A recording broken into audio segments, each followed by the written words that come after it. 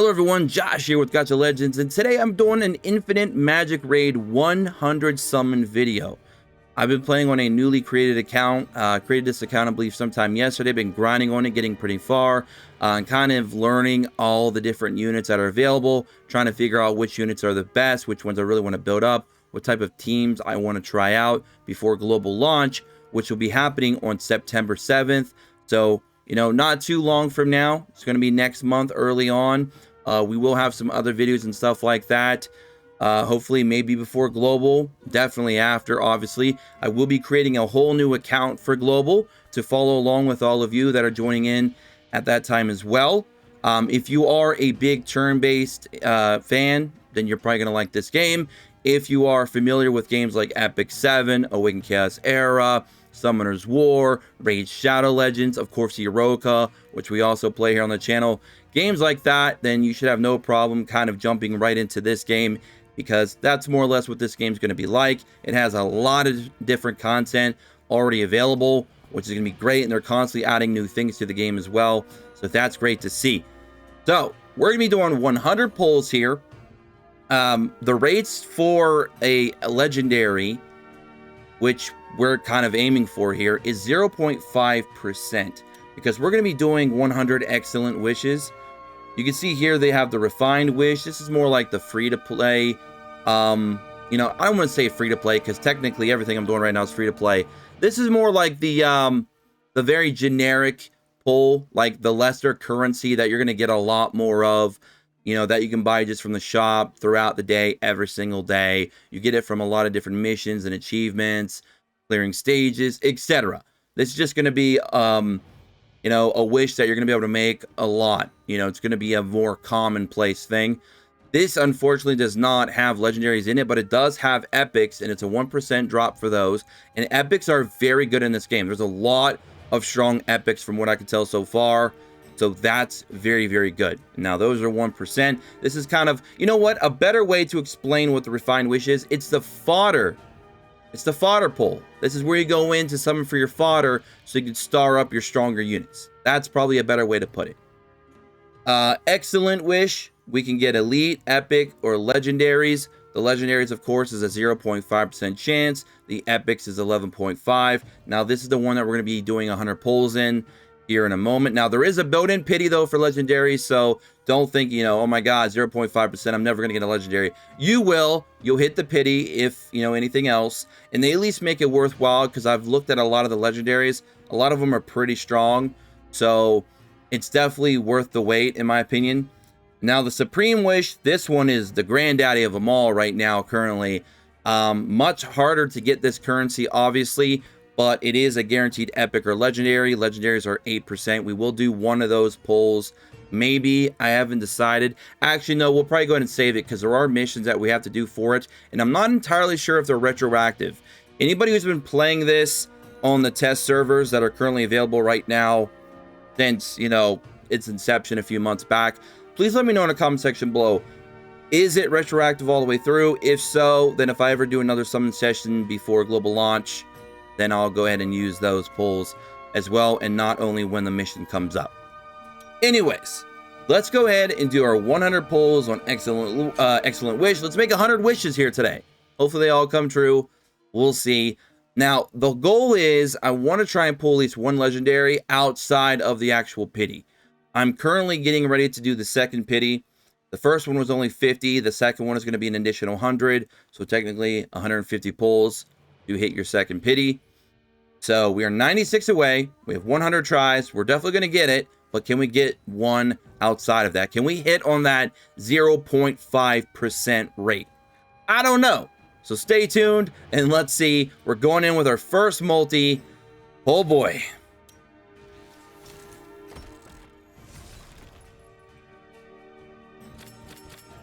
Okay, we got our first legendary, and it was off pity. We got Greta. So this is exciting, because we actually summoned this outside of the pity. We were 96 away from pity. We pulled this on our, what, our third or fourth pull?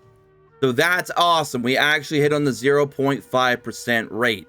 Now we have 144 more to go to guarantee another legendary here, because the pity goes 50, and then it's 100, and then it's 150.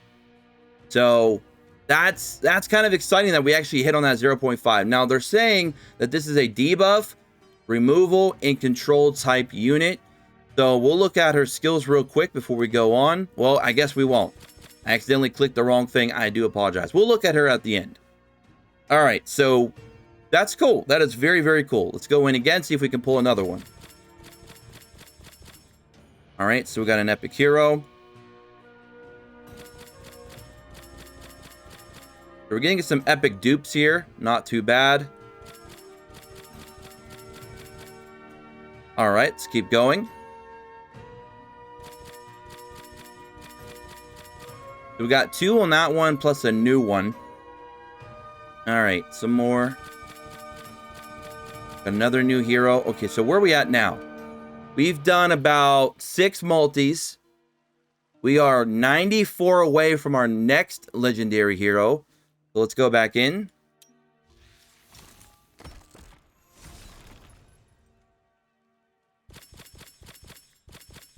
Another new epic. We're getting a lot of new epics here. Might have some new team builds to make here. We'll have to see, depending on what these units can do. Got another new one. And another one. All right, where are we at now? We have 3 single pulls left. All right, so that is our 10 pulls. Sorry, the summoning animation's a bit lackluster for multis. It's actually kind of bad, in my opinion. They definitely should, like, you know, spruce that up a little bit. Let's go ahead and look at that new legendary hero real quick. Since we did pull her, and we pulled her off pity, which is awesome. Or before pity, rather. All right, so her skill 1 deals 3 stages of 100% attack damage, each to a single enemy, with a 15% chance to inflict freeze for 1 turn. Ignore those unknown errors, guys. I don't know why those keep popping up. I think there's a bug or something in the game. So freeze, of course, they can't move. They can't do anything. Now, freeze mechanics work differently in a lot of different games. Sometimes if you freeze an enemy and you hit them, you'll unfreeze them, but you'll do additional damage, like an increase of 50%, or you'll have a guaranteed crit. Sometimes you hit a frozen enemy, you'll do additional damage, and it has a chance to unfreeze them, or they'll stay frozen. Or I guess in this case, they just can't move. So it basically works like a stun. Now, I don't know if there's maybe anything additional there that's just not listed. But as of right now, all I can tell you is you can't move. So let's see what this is. Deals 360% attack damage to a single enemy and inflicts feebleness 2 for 2 turns, which is increased damage received by 40%. That's pretty good. Greta has a 40% chance, and each ally has a 15% chance to resist debuffs when she survives. So as long as she's alive, it looks like Greta has a 50% chance when this is maxed out. I'm assuming, perhaps. Well, actually, let's see. Be 60%, and I'm assuming 35 if that chance is being added to both. So Greta has a 60% chance, and then your allies have a 35%, if I'm not mistaken, which isn't too bad, honestly.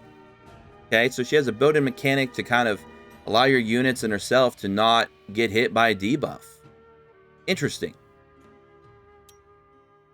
Removes all buffs from a single enemy. Afterward, deals 600% attack damage to the target. This skill deals 10% up to 100% more damage for every 1 type of buff removed. Now, it says every 1 type of buff, so I'm assuming if it's like stacked buffs, like if there's like 2 of the same buff perhaps, and you remove them, it's still only going to count as 1, maybe. But still, she's going to be gaining an extra 180% when you level up the skill. So that's still a lot of damage, and then of course up to an additional 100% bonus, depending on how many buffs you do remove. So that's very cool. So nice, strong single target attack. I don't know if I'm actually very impressed with her, to be honest. She doesn't seem all that amazing to me at first glance. I'd have to look into it a little bit more. and see what I could possibly build around her. I mean, let's look at her exclusive weapon real quick, I guess, when we do, if we do eventually build her up. Reduces the target's defense by 60% for 2 turns before attacking with Freaky Deadly. What was Freaky Deadly? I believe that was her skill 1 or 2, right? No, that's her ultimate. Okay, that changes things a little bit. Because if you're reducing their defense before you do that big nuke, that's actually a pretty strong attack then. It says it reduces it by 60% for 2 turns before attacking. That means it's going to be calculated before the attack damage occurs, which is very, very good. Greta reflects all attribute debuffs. Reflects. Does that mean if she gets hit with a debuff, she'll reflect it back to the enemy themselves? It does say reflect. Starts to steal instead of removal. So when she... Okay, so my entire outlook for her completely changes now with her exclusive weapon. Like, that makes her almost like a completely different unit. Now she has a huge defense break, essentially, for herself when she's doing her ultimate. She's now reflecting debuffs onto the enemies. And instead of just removing the buff, she's stealing them, which means she's taking them away still, but now applying them to herself. Interesting. Okay, I think the exclusive weapon, like, kind of just changes her completely for me, in my opinion. She becomes a completely different unit, much better. Okay, I'm a little bit more interested in her now because of that exclusive weapon, for sure. Not all exclusive weapons I've seen really have enhanced the character that much. I feel like hers definitely really changes how she works in a good way. So that's cool. We're going to look at some of those other epics and stuff like that off camera. If I see anything cool that I want to point out in future videos, I will do so. But that's going to be it for me, guys and gals out there. Don't forget to subscribe, turn notifications, join me in the Discord in the description below. If you guys want to see more Infinite Magicraid, I will be trying to cover the game a lot more here in the coming days and weeks leading up to, of course, the global launch and therein after. So I'll catch you all then. Have a good day wherever you are. Peace.